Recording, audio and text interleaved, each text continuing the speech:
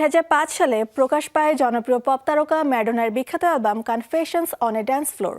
এবার আসতে চলেছে sequel confessions on a dance floor part 2।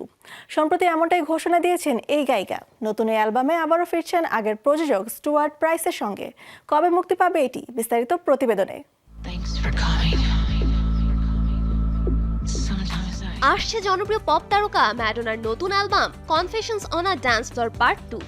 সম্প্রতি এমনটাই ঘোষণা দিয়েছেন তিনি। তার এই অ্যালবামটি ওয়ার্নার রেকর্ডস থেকে প্রকাশ পাবে আগামী 3 জুলাই।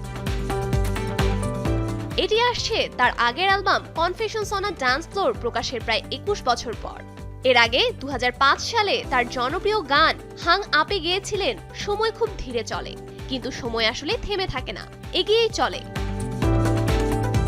আগে কনফেশনস অ্যালবামের দ্বিতীয় অংশের ইঙ্গিত দিয়েছিলেন ম্যাডোনা। 2024 সালের ডিসেম্বরে ইনস্টাগ্রামে একটি ভিডিও শেয়ার করেন তিনি, যেখানে স্টুডিওতে দেখা যায় তাকে আগের অ্যালবামের প্রযোজক স্টুয়ার্ট প্রাইসের সঙ্গে। অফিসিয়াল ঘোষণায় ম্যাডোনা জানান যে এই নতুন অ্যালবামের জন্য তিনি এবং স্টুয়ার্ট প্রাইস দুজনে মিলেই একটি পরিকল্পনা তৈরি করেছিলেন।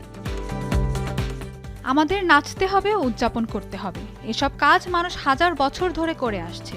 এগুলো আসলে এক ধরনের আধ্যাত্মিক চর্চা। শব্দ, আলো আর কম্পন আমাদের অনুভূতি বদলে দেয় এবং এক ধরনের সম্মোহিত অবস্থায় নিয়ে যায়। বেসের পুনরাবৃত্তি আমরা শুধু শুনি না, অনুভবও করি। এতে আমাদের চেতনা বদলে যায় এবং নিজের অহংকার ও সময়ের ধারণাও যেন মিলিয়ে যায়। তার মতে ডান্স ফ্লোর এক ধরনের বিশেষ জায়গা। এটি ম্যাডোনার নতুন গানগুলোর অ্যালবাম, যেখানে আবারও ডিস্কো স্টাইলে ফিরছেন তিনি।